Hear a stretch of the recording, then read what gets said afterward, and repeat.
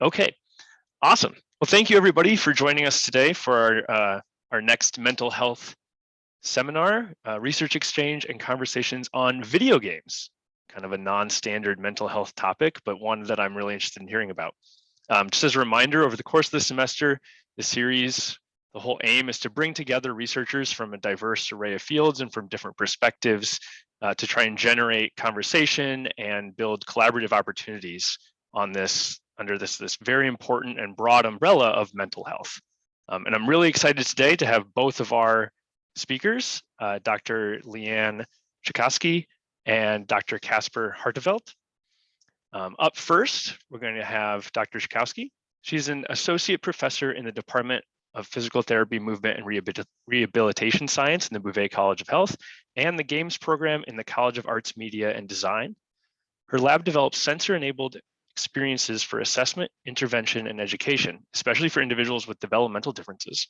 She enjoys collaborating broadly with clinicians, engineers, and educators to expand the interdisciplinary reach of her work. Her research on gaze-driven video games for intervention and assessment has been funded by the NIH for children on the autism spectrum and older adults experiencing cognitive decline. Leanne, go ahead and take it away.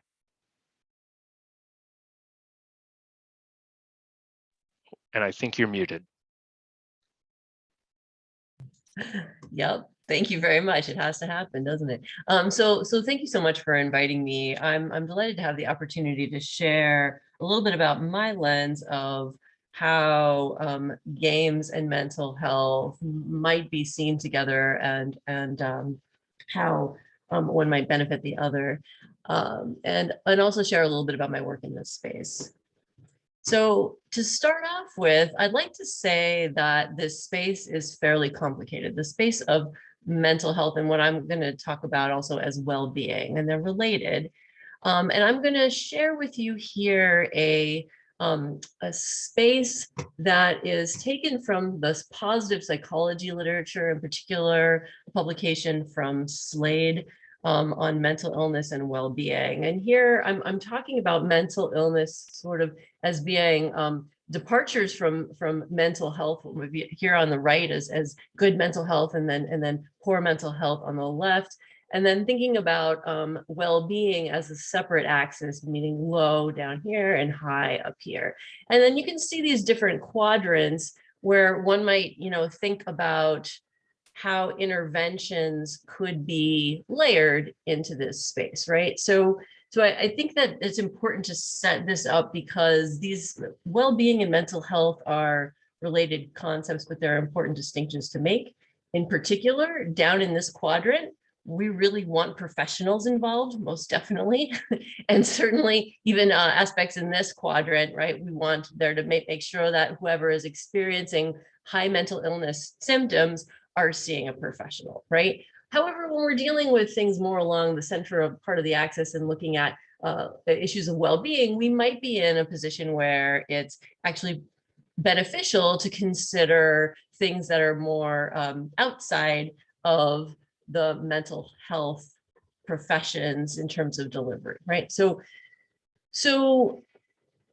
And thinking about games in this space leads us to thinking that there are different ways of creating and promoting games that might have benefit in different parts of this space.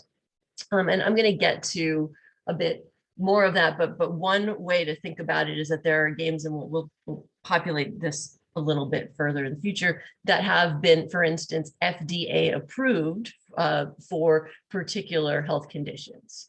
So using a game as an actual digital therapeutic, right? Whereas in other cases, one might see games as a way to, have fun in life, to be playful, because video games have really interesting properties to them. They have autonomy. A player has engagement or has an agency over their environment. They can control their own sense of motivation. They might be using it to decrease stress. There's a lot of literature on self-determination theory. I put some citations down here in the lower left from Deci and Ryan, all about self-determination theory. And this is important because people who are using video games as a sense of agency and autonomy are really putting themselves in a driver's seat. They're making decisions, and they might be using this to sort of modulate their well-being in that sense through play. Video games have a sense of purpose. Motivation might be upregulated when one has a sense of purpose. There are publications here too. Good games effectively employ a form of operant conditioning to encourage desirable behaviors and discourage undesirable ones through scripted game outcomes, right? So this is a way where you can achieve purpose, again, a component of well-being through games. Mastery. Mastery is something that's very tightly related to well-being, and increases in your recognition of your own increases in skill in a particular task, category, or a particular game can lead to the perception of higher competence and confidence. And so deriving some benefits from that can increase motivation through mastery. There's aspects of uncertainty in games. One of the reasons that games are very fun to play is because you don't necessarily always know what's going to happen. And we know from the field of psychology that inconsistent reward schedules can be an excellent way to increase motivation and facilitate learning. It's been used for decades to incentivize motivated learning in both animals and people. Just go to Vegas to check that out. There's plenty of it. You got to be a little bit careful with how much you tweak these things though. Immersion, so being deeply situated in a setting sort of allows you to experience the realness of an alternative environment and sort of drop away from the environment in which you might find yourself on an everyday basis. And that increases motivation to interact with it. A well-designed game often invokes multiple senses in these thought-provoking environments and draws the player in. So these last two might seem, contrary to each other, but competition and peer reinforcement can go hand in hand when you're playing games with other people. Sometimes it's very fun to collaborate in a way, but maybe even collaborate to compete against others. But these elements can actually be sought. There are multiple different types of games that suit one's style in playing collaborative or competitive games. And they, again, feed into this broader idea of engagement through these other qualities that video games have that I'm going to recommend through the lens of play can really assist with well-being. I came to this particular view of games through an interesting way. I had the pleasure of working with a PhD student when I was at UC San Diego who studied experimental music. And he found me because he was interested. I do a lot of research on the autism spectrum, and he had a sibling on the autism spectrum. And as a scholar of music, he was aware of Tia Denora's work, Music in Everyday Life, and really wanted to think about the role of music in everyday lives of individuals who identify as autistic. And it was a wonderful study. I had a fantastic time working with him, but it was through this lens that I started thinking that, we actually, the way we think of using music in everyday life, and I certainly use music in my life to motivate me through, as my children would tell me, way too many 80s songs to get me exercising in the morning, right? We all can use things like games, like casual games, perhaps to calm down. There was a beautiful showcase event last night hosted by the games group for all of the students who have produced projects over the semester, the capstone seniors, some of the students doing their thesis projects, some of the class projects. They were beautiful. And one struck to me a tone in particular, because I knew I was presenting here, and it was about this game that was meant to be very calming and soothing and had like a journaling aspect in it. And the idea was that, it was something that you should go to when you're stressed, right? So there are these, much like there are genres of music that one might use for different modes. I'm not going to pull up my Spotify Brahms list when I'm looking to exercise in the morning, right? There might be different realms of video games that you engage to modulate one's mood, both valence and arousal. So, and this is where I come back to that axis, right? So, there are actually games that have been created for situations down here. There are many, many more in research right now, but this virtual Iraq has actually gotten a fair amount of press. And this is for individuals who were part of the armed forces and experienced PTSD as a result of their time in Iraq. And this has been fairly well studied. And this is, you know, game-ish, but more virtual reality simulation, right? So using game-based methods to produce exposure therapy, right? To try to get people to sort of react less to the triggers that were sort of instantiated in them through their very aversive experiences in Iraq. There is actually one of the first FDA approved digital therapeutics out there is from a local company called Achille Interactive, and they produced a game for children with ADHD that's available through an iPad that you can actually get prescribed. And it's shown some mixed effects, but I mean, it's really novel in the sense that this is actually, you know, a thing that you can actually get a game that might be prescribed on its own or in addition to, you know, a pill, and what we're normally thinking of as a therapeutic, right?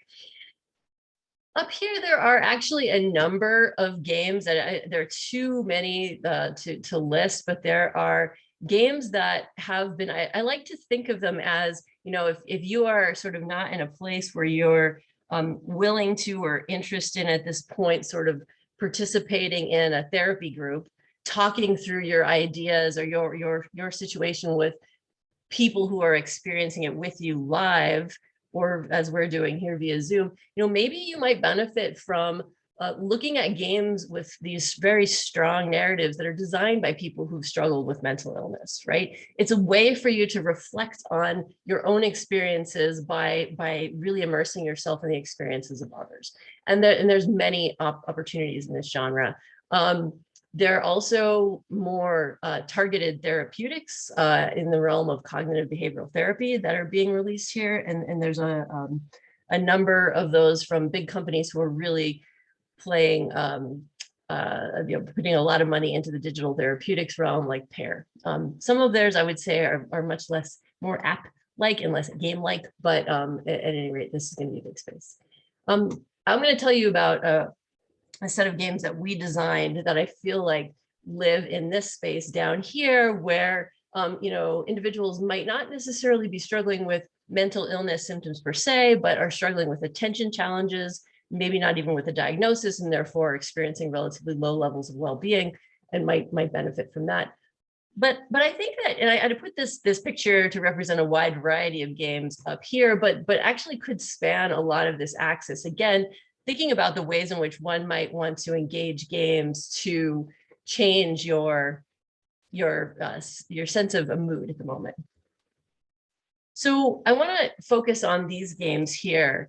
And we created these games actually for children on the autism spectrum who are struggling with aspects of attention that are best characterized, because attention is a very broad construct, characterized by orienting challenges. But a lot of kids on the autism spectrum also have ADHD types of attention challenges, and those involve more focus related challenges. So you're already perhaps seeing that one kid might not fit into a particular label in our medical system, but might actually benefit from some broad training that just generally sort of lifts up attention. And that's what we ended up doing with this. This suite of attention games targets different principles of attention in different ways. I'm just going to show you an example. We designed these to be part of a suite of games that they would train on over 8 weeks. And this was a game that the circle is actually your eyes. You're playing these games with your eyes. You're supposed to hit the target. And when that little exclamation point comes up, you're supposed to not look at the next thing that pops up, because we that would be the professor mole. We don't hit professors at our wonderful university, right? So we only hit the target, guys. Yes, thank you, Vance. And so this is a different kind of game where you're actually looking for the target mushrooms to shrink them down with your special shrink ray vision and remove them from the field. So this requires steady fixation, very different from the other one. So this is actually a game where we're shifting our gaze rapidly. We're looking for those green target gates to move through, and if possible, grab those stars along the way that'll get you extra points. But that requires a fast fast, and there was a failure right there. A fast executive decision, can I get the star and still get through my primary target in time, right? And so sometimes you make it, and as in that case, sometimes you don't. This is a really challenging game that unlocks for our group last, because what you're doing here is trying to avoid all the shapes. You could hit the tails, but avoiding the shapes, as you can see, and it was impossible there. But you actually, after the aperture gets very, very small, it will get large again, and you get another life back. It is difficult to look into empty space. We're not trained to do that. So this is a game that's all about resisting looking at things. So it's very much about staying focused and not being distracted by other visual entities. It's really difficult, but it's actually something that has helped a lot of kids in the reports and in some of the data I'm showing you here to sort of reduce their distractibility. So we measured a lot of things. So the kids obviously got better on the games, but that's not what I'm showing you. I'm showing you that other measures that are separate from this, their ability to fixate steadily without bouncing around, improved right here. Their ability to look at a thing when a target comes up, they actually can orient their gaze to the opposite side. So it's a very sensitive measure of that distractibility, but in a behavioral way that I was telling you is called an anti-saccade task. Their anti-saccade performance improved. We actually also use a simulated driving task. This worked really well with our teenagers and young adults. It worked really badly with 9-year-olds, as one might imagine. We need better, like, sort of real world transfer tasks to measure these things, but we did actually get some benefits in the divided attention realm here too, but not necessarily in actual on-road excursions. And when you break this down by age, you see it's the 9 to 13-year-olds who are having a little bit too much fun on the road, but the kids who are older did actually have some good improvements in that realm. One of the things that I found most impactful about this, because this actually became a suite of games that's actually now available as a small startup, Brainlead Technologies. I'm the chief scientific officer. We're really trying to get these available in schools, and not via that, as I was telling you, there are these different pathways, that FDA approved pathway, because I don't think you should have to have a diagnosis in order to get some training to improve your attention skills. We could have attention challenges for myriad different ways, including a pandemic, right? So having some way that's kind of fun that allows you to improve your skills, I think is a good positive thing. I also just wanted to finish up by talking about the way this whole clinical trial that led to the small company we lead was a really reorienting experience, partly because the initial eye tracker we used for Drive the Games was really janky. It broke a lot. I got to visit the families that were playing our games in their homes a lot, but it was wonderful because I got to know them well. And I got to see that most of the people who signed up for our clinical trial were passionate about games, loved games. And that's what motivated them to do the study. And they were creating their own narratives and art and even fully fledged games in their homes. And so that was really impressive, but it was stuck in their homes. And so it wasn't really getting out into the rest of the world. And so we put together an internship program to try to help autistic young adults to get jobs. They weren't necessarily succeeding. They were in this opportunity youth category, right? Not engaged in school, not engaged in work, to use their passion and motivation for games to upskill for jobs in tech. And we had a year we were funded by the San Diego Foundation, which was wonderful. And then we were funded by 4 years from the National Science Foundation. That's still continuing. In fact, this summer, there will actually be an internship program both here at Northeastern, as well as with my colleagues at UC San Diego. And we're hosting 3 teams of 5 in each place, which is a little bit of an increase for how it was when it was just in San Diego. So we're very excited. This kind of motivation to do other things is exactly how I see games being useful for aspects of mental health. And on that, I want to make sure that my colleague Kasper has plenty of time to share his thoughts, and we have time for questions. Awesome. Thank you, Leanne. We'll just give her a round of applause for this really interesting presentation.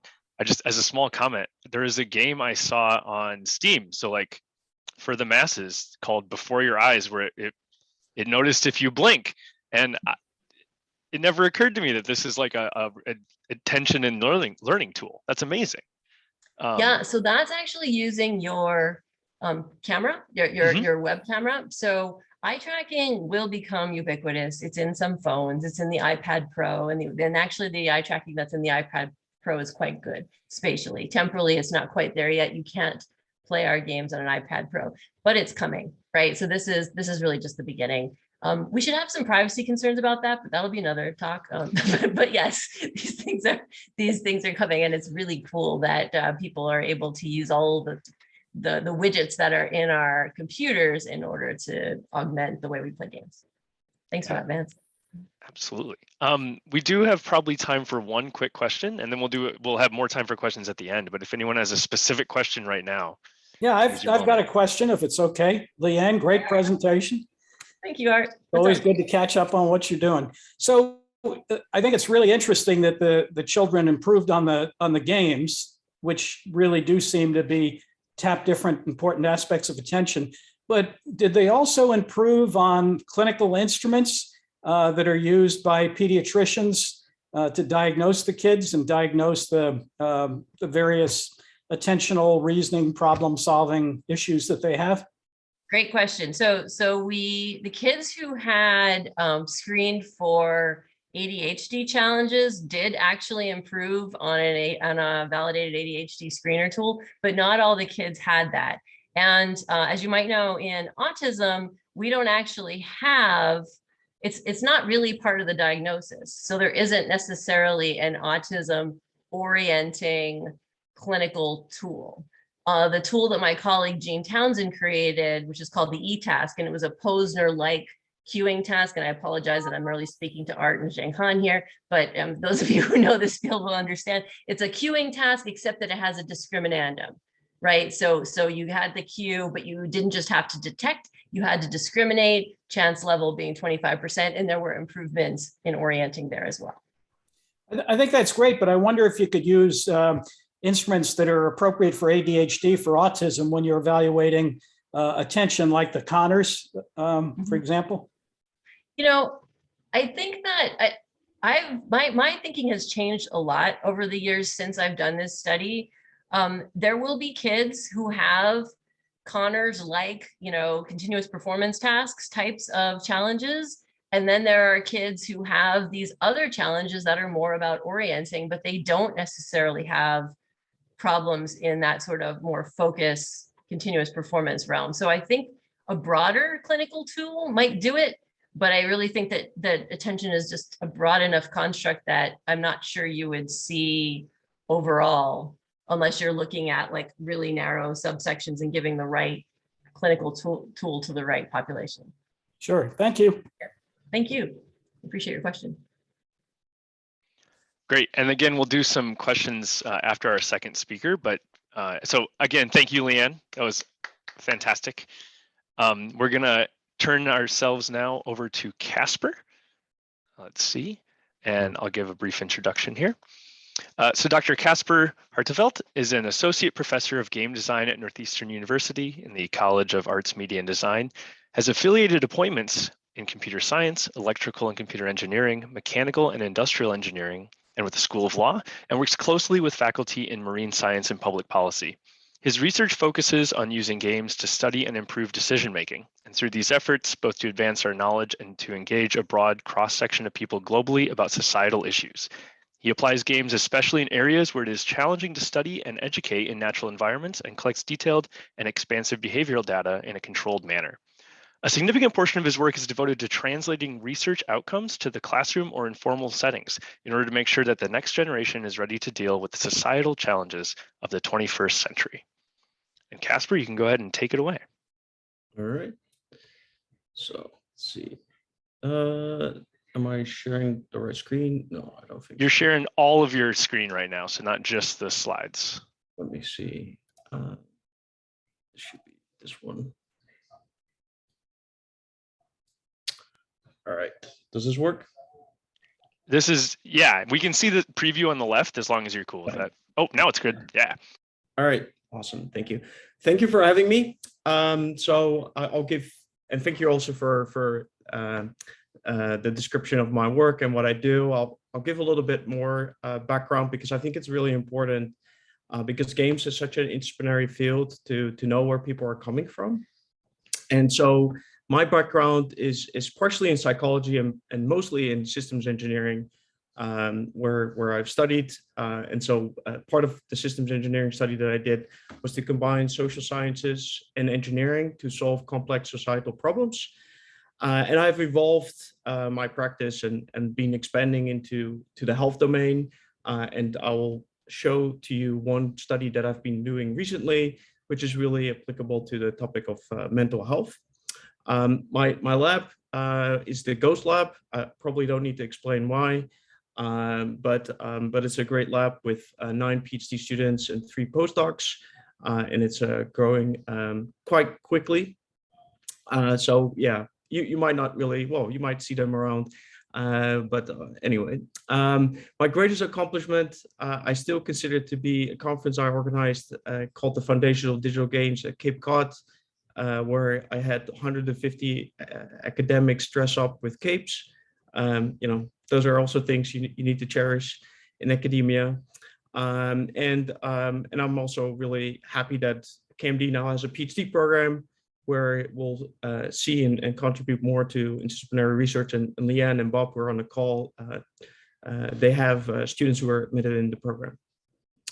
So in terms of the work that I've been doing, you know, I've got greatly inspired in terms of games by Sid Meier, who is, and some of you may have heard or played Civilization. He was the game designer, and he defined games as a series of interesting choices.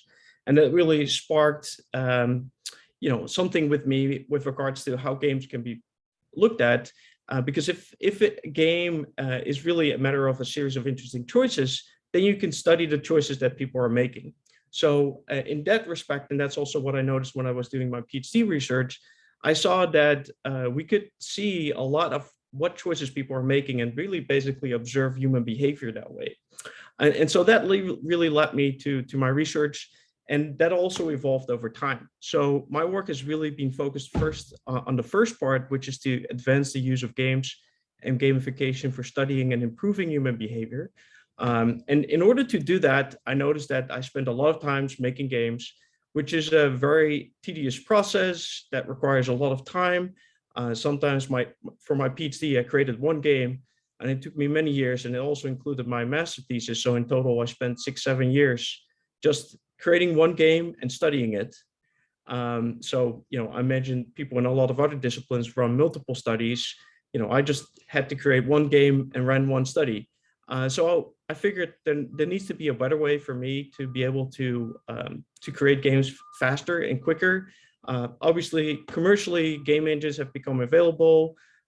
There will be soon enough all kinds of AI tools that allow you, and they already exist, that allow you to create quicker and faster all kinds of game-related content. But I've also started working in that area, and that really relates to the topic that I'm discussing today. And that's basically my second research focus, which is to empower people to design, use, and analyze games and gamification for education and social impact. So what I mean by this is that not I am designing the games, but I let other people design. And that really leads me to the topic for today, which is a paper that's going to be presented next week, which I worked on with an interdisciplinary group of people. I work with faculty from Bouvé.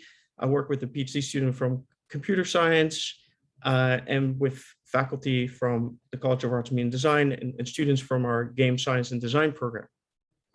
And this paper that's going to be presented at the CHI conference, and CHI, for those who don't know that, CHI is the most prestigious conference in the area of human-computer interaction.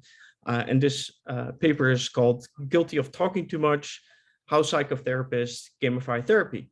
So I'll explain what this all is about, and I'll also explain the title of Guilty of Talking Too Much later in the title. So the basic premise of the work really is, can we is it possible that psychotherapists can become game designers? So as I said, one of my works is to, one of the focus areas of my work is to really empower others to design games. And in this case, we were wondering, can we have psychotherapists create games? And why were we interested in that? And we were specifically interested in having them create games around the topic of anxiety. And this had to do with the whole COVID pandemic, where we're like, there's a need for remote therapy. There's also a need to provide more accessibility therapy. Perhaps game would be a solution. But how do we scale and how can we really accomplish all of that? We could create a single game, but perhaps that's not enough.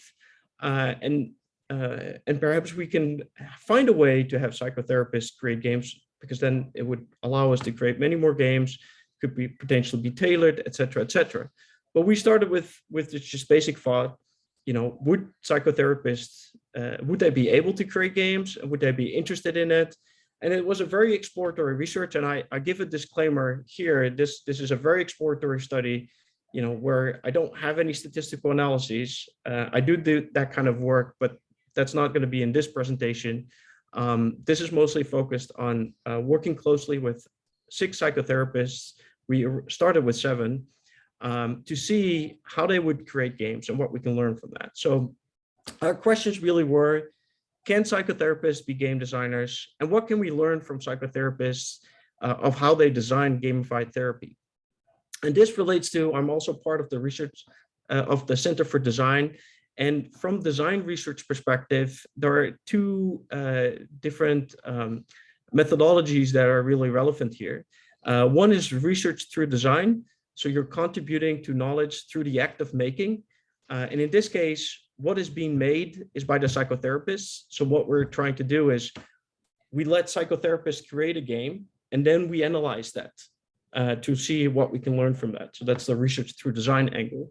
And then the meta design angle is the ability to let other people design. So you're really looking at design from a different perspective and seeing if that's possible. So that really relates to the background of this study. So more specifically, what we did is we organized workshops, and this all happened a year ago around January. We organized 3 workshops, and we used a tool called Studycrafter, which I'll showcase in a little bit, which is the tool I've been developing and I've been working on mostly to help empower other people to design games and gamified projects.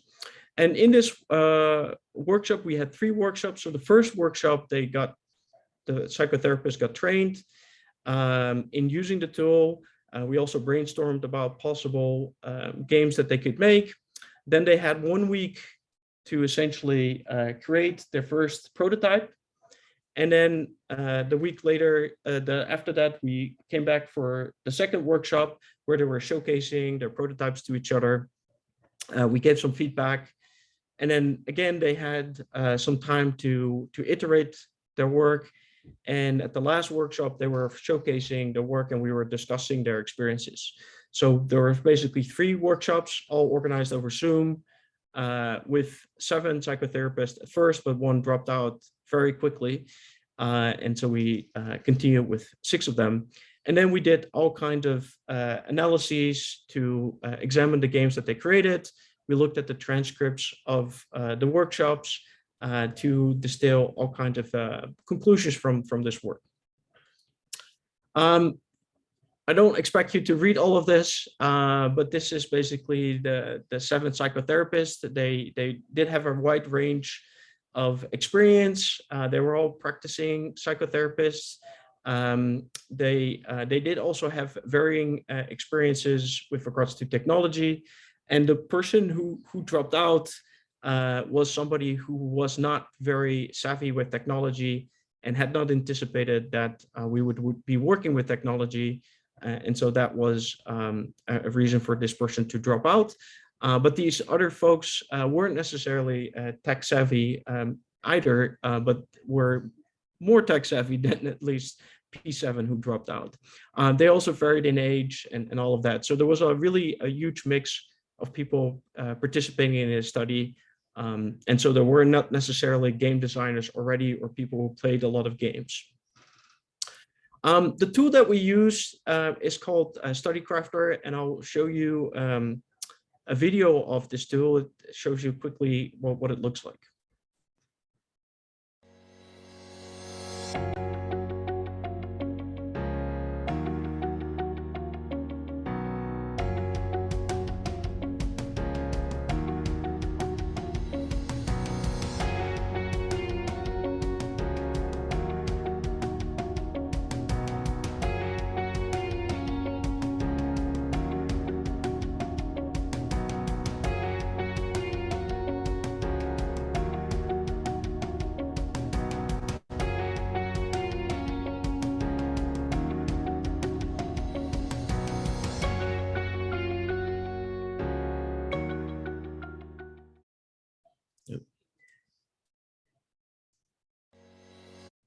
All right, so Studycrafter is a tool, and it basically has two different screens that are really important.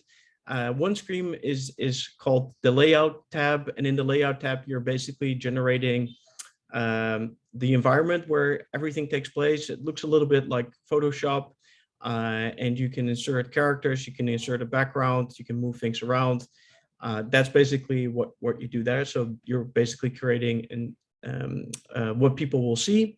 And then there's the script or the scripter tab, and that's where you essentially create a decision tree of what's going to happen. So you determine what objects are moving, you're determining what kind of dialogue will happen, in what sequence, what kind of choices the players have.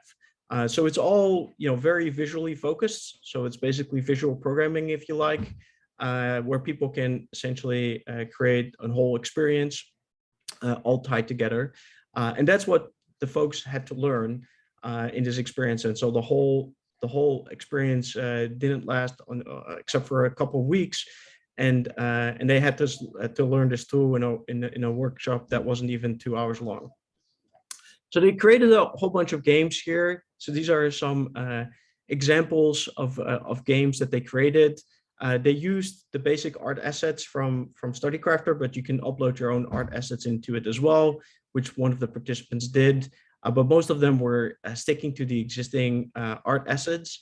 And what was really interesting is that after the first workshop, a lot of the experiences were very narrative heavy. And this is why the quote was guilty of talking too much, because they realized that, that's sort of like the way that they work. And the way that they approached this was to use a lot of text. And so, part of our feedback was, in order to create these experiences more interesting, consider reducing the text, consider to provide and include more interactive elements. And based on that feedback, they actually changed certain aspects of their games. So I already mentioned the kind of analysis that we did. So we looked, in terms of the analysis, we looked at it from two different perspectives. We looked at the games that they created from a game perspective. So in terms of how the games are created, what kind of elements do we see that are interesting? And we looked at it from a psychotherapeutic perspective. So, what kind of therapies and what kind of techniques are they applying in the games that they have created? And so in terms of the results, one interesting thing is, and I told the folks that were participating in this study, I had no idea whether this would work at all. It was like a complete exploratory approach. You ask 6, 7 psychotherapists to create a game with a tool, and I had have my students use it before, but I had no idea if this would even work. But 6 out of 7 completed the entire study, and they completed also working prototypes that were really interesting. As a matter of fact, one of the authors on the paper, who's a game science and design student, took one of the prototypes and continued to work on it as part of his master thesis, and which we'll be presenting tonight or tomorrow. So there was also talk about what the role would be of these kind of games, and there were really interesting insights which require further study. But the participants were adamant that there is still a need for in-person therapy, that cannot be replaced, but there is a place for these sort of gamified therapies. And there are different ways of how that could be integrated. So one of the thoughts was that their patients could be playing these kind of games during the therapy or before therapy, and they could discuss their experiences. And it could also be a complementary to the therapy. So there's all kinds of ways of how this could be included. And they also talked about some other aspects, which I will end up discussing in a little bit. We also looked at what kind of games were they actually created, and we found 4 different types. So there was a type that was very educational. So some of the psychotherapists were leaning very much towards making a very educationally focused experience, explaining them, what kind of cognitive biases they may have in dealing with their anxiety. Some of them were focused on advocacy, which was more trying to explain and feel what it means to have anxiety issues. Some of them were more of a call to action, which mostly was related to mental health exercises, such as breathing exercises. So very activity focused and focused on mindfulness. And there was a hybrid form which included a bit of educational aspects, a bit of call to action, but these were the aspects that the psychotherapist included. And mind you, we didn't really tell them in advance what their games needed to look like. We just told them, here's a tool, create a game. We also saw that there are particular therapeutic techniques that they were using. Some of them were very closely related to the kind of techniques that they were using in their practice, which is not really surprising because, if you're doing cognitive behavioral therapy, if that's the way that you're approaching your therapy, then it's not that strange that we can also find it in the games that people create. But it was still really interesting to see that we were able to identify that they were using the kind of techniques that were related to their practice and included that also into their games. But we also found some other techniques that were more game specific, perhaps, such as providing sensory feedback that would provide also some ways of alleviating anxiety that would not normally be included in a normal therapy session. So to end this, the question that I started with, can psychotherapists be designers? And what we've seen is that they can be. There are obviously technical hurdles here. So the consensus we were reaching as part of the third workshop was perhaps it would be good for them to work together with somebody who's a little bit more tech savvy or who is a game designer. But they were all adamant that they would want to continue to work on this, and all of them were excited to actually continue to work on their games. They also mentioned that they wanted to integrate it into their practice. They really saw enormous potential for that, and they really enjoyed it too. Of course, you don't know if that kind of enjoyment continues, if they continue to work on their games. But again, my starting point was I had no idea if we were able to pull this off. This was just a complete exploratory effort. And here we were at the end where the psychotherapists wanted to continue to work on their games, which was quite unexpected from my end. They were also discussing and thinking about all kinds of ways of how they were able to customize their therapy using these kind of games, which actually speaks to the fact why we'd need to empower psychotherapists to be able to create these kind of games, because a single game would not suit all the needs for all the different patients out there. And then a really interesting aspect that was brought up by the psychotherapists as well was to actually have their patients create games as part of the therapeutic process. So not the psychotherapists, but the patients would be creating games, or you could also imagine even that patients co-create the games with their psychotherapists. And so this creates all kinds of interesting future efforts to explore that we also did not anticipate when we started this whole effort. So, I started with this question, can psychotherapists be game designers? There's a yes, but there's also a but. This was a very initial preliminary study in a way. And the games that they created are still prototypes. And we also see that there's a need for support. Future work efforts, I already mentioned the use of AI, so the Studycrafter platform that we're developing. We just got a grant that starts May 1st that includes the use of AI tools to help people create projects with Studycrafter. So we're exploring the inclusion of such technology, which will help enable more people to create games. But as we see, there is potentially a market and an opportunity here to continue to work with psychotherapists and use gamified therapy as a way to address mental health. So that was it for me. Well, great. Let's give Kasper a round of applause for another fantastic presentation. I don't know if clapping into my mic does anything, but at this point, we've got some time for questions. So anyone in the audience have anything they'd like to ask? Yes, go for it. Thank you very much, Kasper and Leanne. I have one question for each of you. So for Kasper, I really wish some of my department colleagues can be here, because for speech language therapists, the practice they do to engage children actually already involves games. I witnessed some therapy sessions, and they are relying on a lot of online games, free for all online games, and integrate some of the training targets in those games in order to engage children. And they also try to customize the sequences of these activities based on children's interest, and these therapists have intuition about some game design elements that both of you mentioned, narratives and motivation. But of course, I feel like there are a lot of potential for them to be involved in the design phase, and I think the kind of work they do is naturally an application stage to include gamification elements.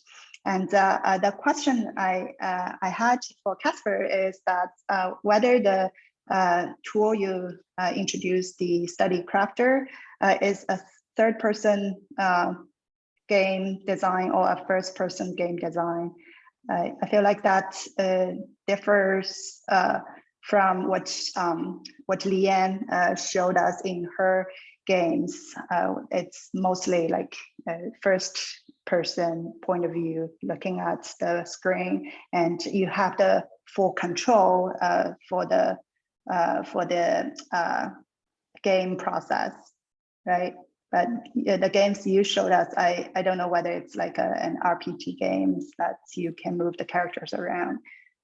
Yep. Yeah. So Studycrafter is the affordances of the two are leaning towards narrative focused experiences. One of the inspirations was Twine, which is also very much narrative focused. But that doesn't mean it needs to be that way. You can actually create first person focused experiences. Somebody actually created a platformer, so where you have to jump around, or a shooter game. These are not the easiest kind of genres you can create with the tool, but it is possible. And the first person perspective is relatively easy to do. It's just a matter of how you're actually designing the screen. But 3D games, that's a non-starter at the moment. I have some of my PhD students are very ambitious. They just started, and they want to create Studycrafter VR and Studycrafter AR. So, I'll let them see how far they get with that. But I mean, those are definitely ambitions that we want to expand the platform. But as it is right now, it is definitely mostly suitable for narrative experiences. But you could create, one of the reasons I created this platform too was had to do with psychology experiments. So simple psychology experiments, and create them in a more gamified manner. And so you could have a simple screen that you see in front of you and just do different kind of tasks. That's certainly possible. Yeah, I can already see how we can fit our existing psychological experiments into this much more engaging gaming environments. I would love to have my PhD students to try them. So if there's a good learning resource for them to look at, I probably will ask them to reach out later on. Yeah, love to talk to them. Great, thank you. For Leanne, I have a question about the potential of using the kind of game you introduced to deliver novel information to children. So if you can use the game design to attract their attention on the screen, do you see a potential to use that as a training tool to teach them new materials rather than like executive functioning training or skill training? Yeah, thanks for your question. I think I know where you're going with this. I mean, it's certainly possible.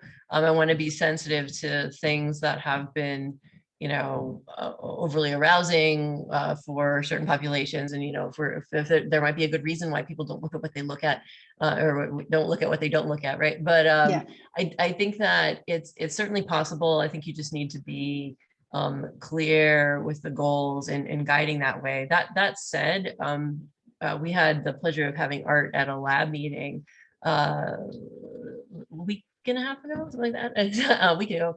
And he was encouraging us to look at different oculomotor paradigms that would fit in very well with this. So using the fact that we're controlling games and actually changing something in the environment to look and see how people notice something while they're in flight, or while their gaze is here, and change something over there. So that's more of a test than training. I actually see the benefits of this and where I'd like to go next. And there's a new, Casper alluded to, a new PhD student coming in the interdisciplinary media, interdisciplinary design and media program. He's interested in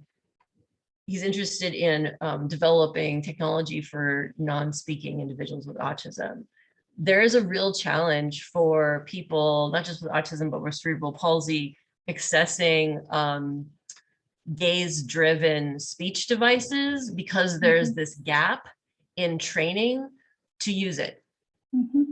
It exists, but we need to actually get these typically kids to use it effectively. And so we developed a suite of games nominally for attention training for preschoolers that actually have a lot more simplistic elements, but are similarly fun. And I think that in combination with some aspects of our games for older kids could be useful for this kind of training to sort of get some better control over gaze, so that kids could learn to look to speak.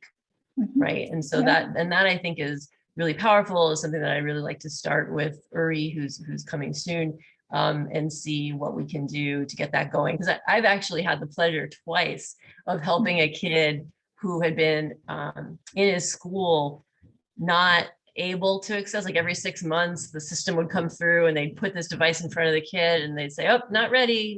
But if you're not someone who's really, really skilled at calibrating wiggly kids, who don't necessarily have incredible control of their motor system, it's hard. But if you know how to do it, you can. And so if you can do that, plus get the kid this extra bit of help. So yes, I think it's possible to do what you're doing, but that's not really next on the docket. But we can talk if you're interested. Yes. Thank you. Erin, I see your hand up. Actually, Leanne, what you were just saying kind of gets to my question. I have a nephew that uses one of those eye tracker to speak gadgets, and it made me wonder, actually, when you were talking, I wrote this question down. For other low mobility or motor deficit kids, it seems like they would have so much fun playing these games, the ones that are able to track their eyes, and just, maybe aren't able to control their limbs.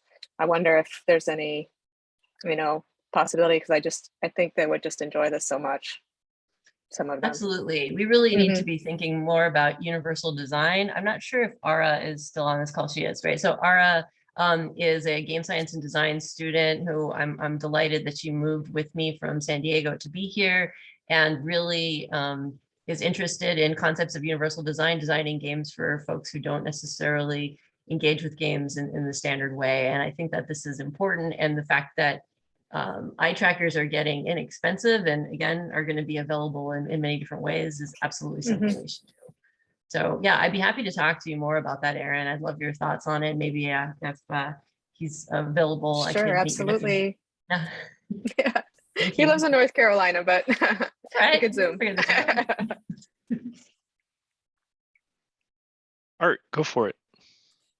Casper, nice presentation. I have a question for you. Are you building in outcome measures? That is, the psychotherapist can design these storyboards essentially, but given the AI tools and machine learning tools I know you apply in game design, I'm wondering if you can assess variables in studying anxiety, like approach versus avoidance, variables that might be useful as people interact with the games, perhaps with AI avatars, to figure out whether the storyboards and the games are having the intended effect that a psychologist or psychotherapist might intend. Yeah, as a matter of fact, one of my big motivations to create Studycrafter was to have control over how data is collected and also instrumented upfront. So the other tab that I did not discuss is called the research tab. And in the research tab, you basically define, or you can define the independent and dependent variables. You can also include hypotheses. It's something that needs to be expanded on, but you can basically define already the variables. Everything is logged automatically, but you can even specify better what you want to track and what you want to pay attention to. So that's already set up and can be expanded, and we're trying to expand that as part of our ongoing work. But what you're mentioning about, interacting with an agent or an AI as part of the game, I think that's really intriguing. And one of my future efforts is also not just having AIs to collaborate with you as part of creating the project, but also having AIs as part of the experience and having a tab where you can create AI agents, basically. So you're constructing your own AI agent as part of the tool, and that would allow some of the things that you just mentioned. But it doesn't stop you from already doing anything like that already. So some of my PhD students have created experiences where the Studycrafter environment, because there is already an API, so the API can communicate with basically an AI outside of the Studycrafter environment. So one of my PhD students created a whole simulator engine, which is driven, and probably the work by Stacy Marsala. He's working with PsychSim agents. And so those are running on a server, and whatever the outcomes of that are, they are basically provided as input into the Studycrafter game application. The person makes any decisions there. It's fed into the server where the AI and the whole simulation is running, et cetera, et cetera. So it's a whole loop which is already set up.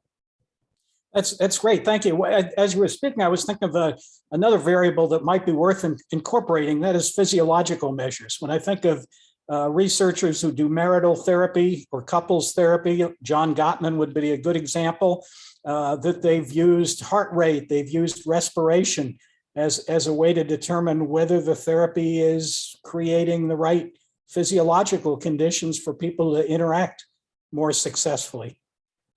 Yeah. Very interesting. I'm actually working with, but that research is progressing very slowly with somebody from University of Maine to create games for diverse couples of how to, and there's basically two different angles that we're thinking about. Either they go co-create games with their children, or the games themselves are a form of therapy. And then, some of the things you mentioned would also be really interesting. Yeah, I think that's a great idea with kids too. Lori Kramer was on this earlier, listening to you and Leanne. That's my partner. And by the way, she studies child-to-child interaction and can predict how well that goes 30 years later when you're no longer kids. And actually having storyboards like this would be kind of neat for kids to create interactions with friends, be they imaginary or real. Yeah. yeah, there's lots of possibilities. So keep me busy. Yeah, I'm sure. Thank you. Okay, well, I thank you for all the interesting questions, and thanks again to our wonderful distinguished speakers for giving us great talks. I see we're at the end of our hour here, so I want to be cognizant of everyone's time. So I think we'll wrap up. If you have further questions or discussion that you want to have, I think both of our speakers would probably be very happy if you reached out to them to continue in these conversations. If they're not, they should speak up right now, or it's just going to be assumed. I think someone had mentioned wanting to share this outside, so with other colleagues, if that's fine with the speakers. I believe we did record it, correct? That's correct. I'm actually going to end the recording right now.